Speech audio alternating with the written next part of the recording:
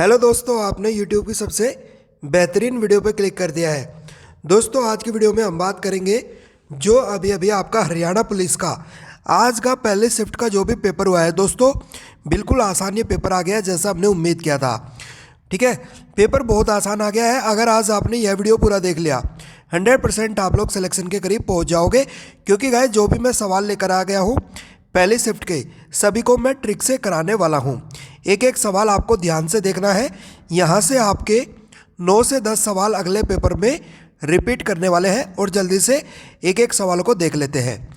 उम्मीद करता हूँ कि आप लोग वीडियो को लाइक करते हुए चलेंगे। 100% रियल आंसर की आपके सामने है। आगे बढ़ लेते हैं, पूरी जानकारी ले लेते हैं। तो दोस्तों, अगर आप किसी गवर्नमेंट एग्जाम की तैयारी कर रहे हो, मम्मी पापा का ड्रीम पूरा करना चाहते हो, सभी सब्जेक्ट को ट्रिक से पढ़ना चाहते हो, नीचे लाल कलर का बटन दबाकर चैनल को सब्सक्राइब कर लेंगे, बेल को ऑल कर लेंगे ताकि सभी नोटिफिकेशन आपको टाइम टू टाइम मिलता रहे हमारे चैनल एग्जाम ताज पर। देख लेते गाइस क्या क्या सवाल पूछे गए। तो दोस्तों, पहला सवाल आपके सामने है जो कि करंट अफेयर का बहुत आसान आपका सवाल है। एक सवाल ये पूछा गया, रामू अब्बा गनी को किस देश में भारत के अगले राजदूत के रूप में नियुक्त किया है? तो गाइस ये कौन से देश में किया है? Dominican Republic. डोमिनिकन रिपब्लिक यानी डी ऑप्शन आपका राइट आंसर हो जाएगा। दोस्तों, हम जो भी आपको एनालिसिस देंगे, रियल एनालिसिस आपको देने की पूरी कोशिश करेंगे गाइस। देख लेते हैं अगला सवाल।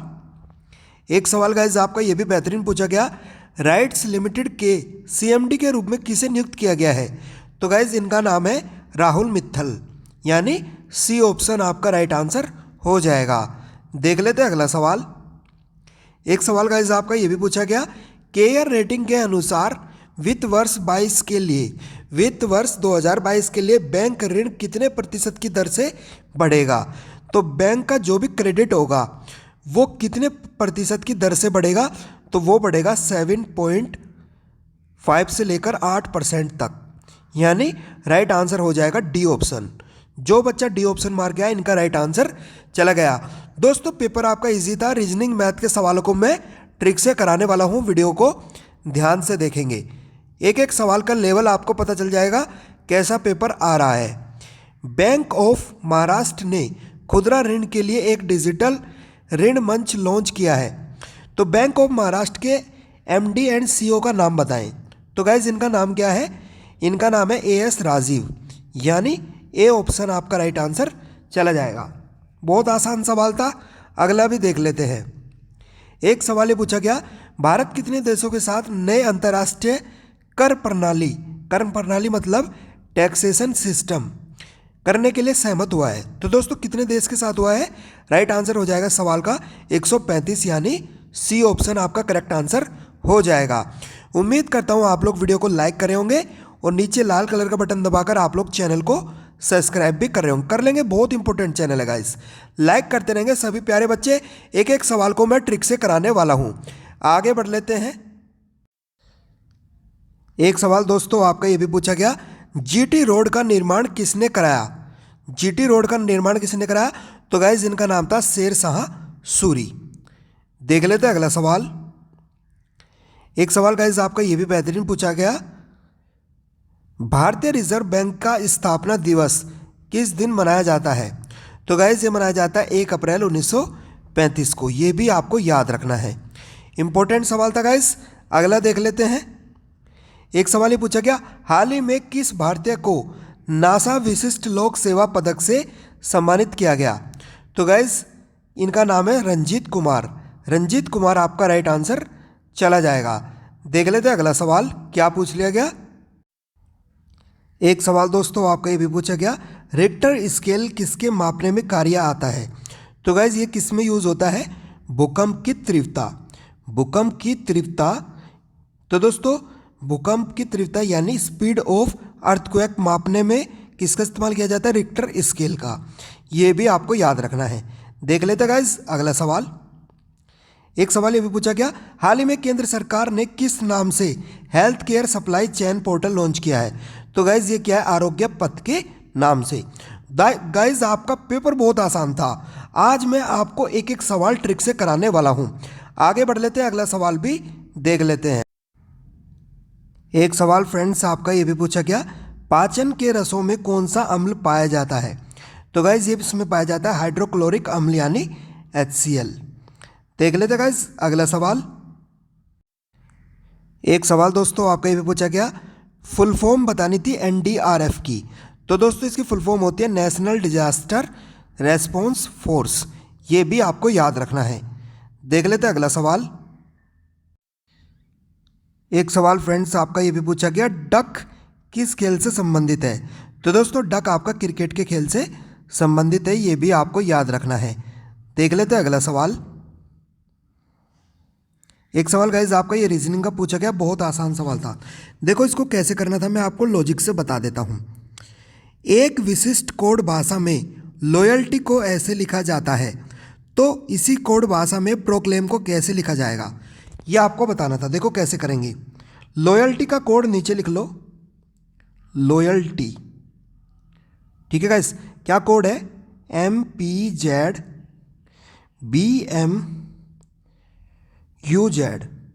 ठीक है, तो एल के बाद क्या आता है BCD में? M, O के बाद में P, Y के बाद में Z, A के बाद में B। मतलब कि गाइस आपका लॉजिक क्या लग रहा है? ABCD में अगला लेटर, L के बाद में M, T के बाद में U, Y के बाद में Z। ठीक है गाइस, प्लीज़ गाइस लाइक करते रहेंगे, मैं आपको बार बार नहीं बोलूँगा, और चैनल को आप लोग ज्वाइन करते रहेंगे, बहुत इंपॉर्टेंट चैनल है। तो दोस्तों यहाँ पर प्रोक्लेम का कोड क्या आ जाएगा? इसी प्रकार क्या आएगा प्रोक्लेम का कोड? ABCD में P के बाद में क्या आता है? Q, R के बाद में S, O के बाद में P, C के बाद में D, L के बाद में M, A के बाद में B, I के बाद में J और M के बाद में N। तो दोस्तों यही सवाल का करेक्ट आंसर हो जाएगा। आप लोग इस प्रकार ये सवाल करके आ सकते थे, काफ़ी इंपॉर्टेंट सवाल था। देख लेते गाइस अगला सवाल। एक सवाल ये भी इजी पूछा गया, कैसे करना था मैं आपको लॉजिक से बता देता हूँ। देखो, एक कुर्सी है जिसका विक्रय मूल्य दिया गया है, सेलिंग प्राइस दिया गया है 1386। 23% का नुकसान हो गया, हानि हो गई, तो कुर्सी का लागत मूल्य कितना होगा? कॉस्ट प्राइस कितना होगा कुर्सी का? तो कैसे निकालेंगे? देखो, जब आपका 100% कोई चीज़ होती है, इसमें से 23% आपका नुकसान हो गया, तो 23 घटा के कितने में वो चीज़ बिकी होगी? तो गैस वो बिकी होगी 77% में। तो 77% की वैल्यू दी गई है ये वाली। ठीक है, तो 77% की वैल्यू किसके बराबर हो जाएगी? 1386 के बराबर। 77 एकम 77, 77 18 बार जाएगा, तो 1% की वैल्यू हो जाएगी 18। तो बोल रहा है कि कॉस्ट प्राइस अपने आप में होता है 100%। 100% में क्या करेंगे? दोनों तरफ 100 से गुणा कर देंगे, 100% की वैल्यू आएगी 1800। तो दोस्तों आप लोग इस प्रकार ये सवाल करके आ सकते थे। तो इस कुर्सी का जो भी आपका लागत मूल्य होगा, कॉस्ट प्राइस होगा, वो आपका हो जाएगा 1800 रुपये। ठीक है गाइस, आप लोग इस प्रकार ये सवाल करके आ सकते थे। ठीक है, लाइक करते रहेंगे और चैनल को आप लोग ज्वाइन करते रहेंगे, बहुत बढ़िया चैनल है गाइस। अगला सवाल देख लेते हैं कैसे आपको करना था। तो दोस्तों एक सवाल आपका ये पूछा गया, कुछ धनराशि A और B में 2:5 में बांटी जाती है। यदि A को 100 रुपये मिलता है तो B को कितनी धनराशि मिलेगी? देखो, A का अनुपात क्या है? A का अनुपात है 2, तो 2 की वैल्यू कितनी हो गई? कितने रुपए मिले? 100। तो यहाँ से 1 की वैल्यू क्या हो गई? 50। ठीक है, तो B का अनुपात क्या है? 5। तो 5 की वैल्यू आपको बतानी है। 1 की वैल्यू 50 है, तो 5 की वैल्यू कितनी हो जाएगी? 50 की गुणा कर देंगे, तो 250 आपका राइट आंसर हो जाएगा। जो आपके B को पैसे मिलेंगे वो मिलेंगे 250 रुपये। आप लोग इस प्रकार ये सवाल करके आ सकते थे। आगे बढ़ लेते हैं, अगला सवाल भी देख लेते हैं आपको कैसे करना था। एक सवाल गाइस आपका ये भी पूछा गया, उससे पहले सभी प्यारे बच्चे लाइक कर देंगे, आखिरी में बोल रहा हूँ मैं आपको प्लीज़, और चैनल को ज्वाइन कर लेंगे सभी गवर्नमेंट एग्जाम के ट्रिक के लिए गाइस कर लेंगे, बहुत इंपॉर्टेंट चैनल है। प्लीज़ यार लाइक करके जाएंगे, इतना तो आप लोग कर सकते हो। लाइक करने में कुछ नहीं जाता, नीचे लाइक बटन दबाना है आपको बस। देखो एक सवाल ये पूछा गया कैसे करना था, देखो मैं आपको बता देता हूँ आपको कैसा करना था ये सवाल। देखो इन दोनों की गुणा करो और इन दोनों को जोड़ दो। तो गाइस क्या होगा, 7 में 9 की गुणा होगी तो क्या आएगा, 7 में 9 की गुणा होगी और ये वाली संख्या जोड़ देना, मतलब 5 और 3 कितने होते हैं, 8, 8 इसमें जोड़ देंगे। तो गाइस ये क्या आएगा राइट आंसर, 63 प्लस 8 यानी 71। तो गाइस 71 हमें मिल गया। यही लॉजिक आपका यहाँ पर लगेगा, यही लॉजिक आपका इधर भी लगेगा। कैसे भाई, 4 चौक 16 प्लस 2 और 8 कितने होते हैं, 10, 10 यहाँ पर जोड़ देंगे तो ये आ जाएगा आपका 26। और यही लॉजिक आपका यहाँ पर लगेगा, इन दोनों की गुणा करो, 6 टू 48, इन दोनों को जोड़ो, 11 और 3 14, 14 यहाँ पे जोड़ दो। तो दोस्तों यहाँ से आ जाएगा 62, यानी जो बच्चा डी ऑप्शन मार के आ गया इनका राइट आंसर चला गया। तो गाइज आप लोग इस प्रकार ये सवाल करके आ सकते थे, ठीक है।